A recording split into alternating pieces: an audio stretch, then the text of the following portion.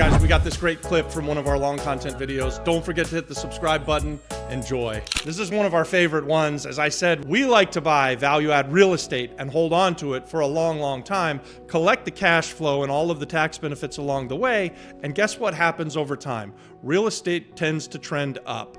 And that's been true since, well, before Christ, right? So real estate and real estate investing is the most tried and proven way for anyone to build wealth, for anyone to have a great cash flow. This is just fact. If you are a multimillionaire, you probably either got there through owning real estate, or if you've become a multimillionaire by some other means, like having a great business or winning the lottery, you should be holding your money in cash flowing assets like real estate. Let's say you buy a house in a bad neighborhood that's very distressed, and you buy it for $100,000, and then you spend another $50,000 fixing it up, and you get it rented out for about $2,000 a month. So you're making a nice cash flow return on your $150,000.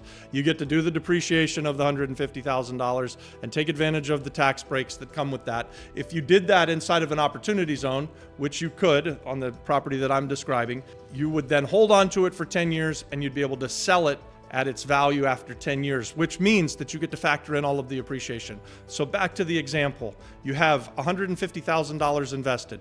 You take the cash flow off of the property for the next 10 years, and it pays you $2,000 a month. So that's $24,000 a year of income on a $150,000 investment. Guys, that's a pretty phenomenal return. At the end of 10 years or 10 years in a day, you now sell the property for what is that current market value, and you've had all of this appreciation along the way. And now your property has gone from being worth $150,000 to being worth $450,000, and you have $300,000 worth of capital gains, and you get that tax free. So that is how this works. This appreciation is just amazing. So you don't always get it tax-free, though. You get it tax-free if you do it inside of an opportunity zone. So again, watch the opportunity zone content, because I don't want to mix you up and think that you just automatically hold real estate for 10 years and it's tax-free. That's not true.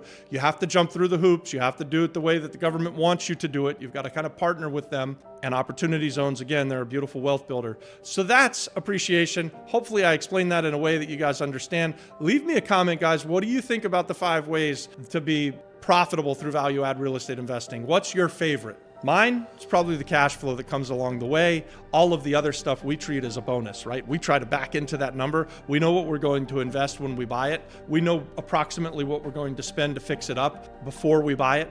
And so then we know also what it's going to rent for after it's done.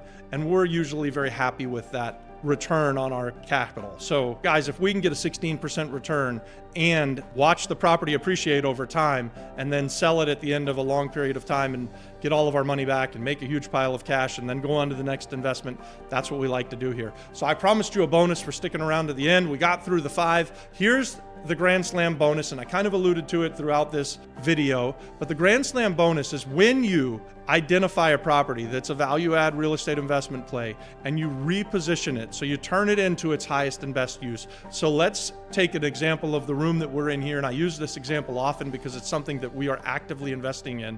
We like to buy old, decrepit, non-used office buildings and then renovate them into beautiful apartments, either for long-term housing or for short-term rentals. Either of those plays are amazing. That's called turning something from its low use, and through value add real estate investing, reimagining what that real estate should be and bringing it up to its absolute highest and best use. And when you do that, and all of these things in combination, guys, it's just otherworldly returns. It's the greatest feeling in the world to reimagine something from distress and decay and no use, and putting it back together into something that's beautiful and fun, has lots of use, throws off a whole bunch of cash. The community gets to use it.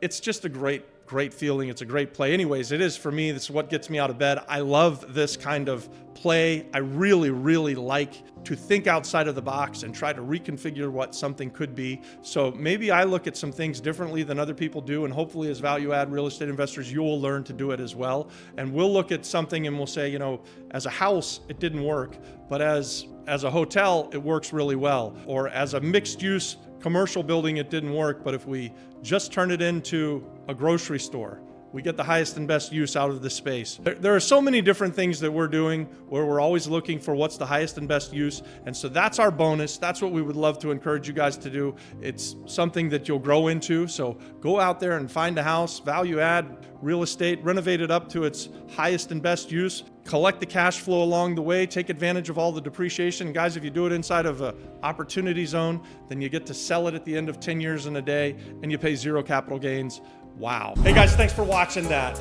Subscribe to our channel, watch this next, and then also check out the pinned content for more great content, guys.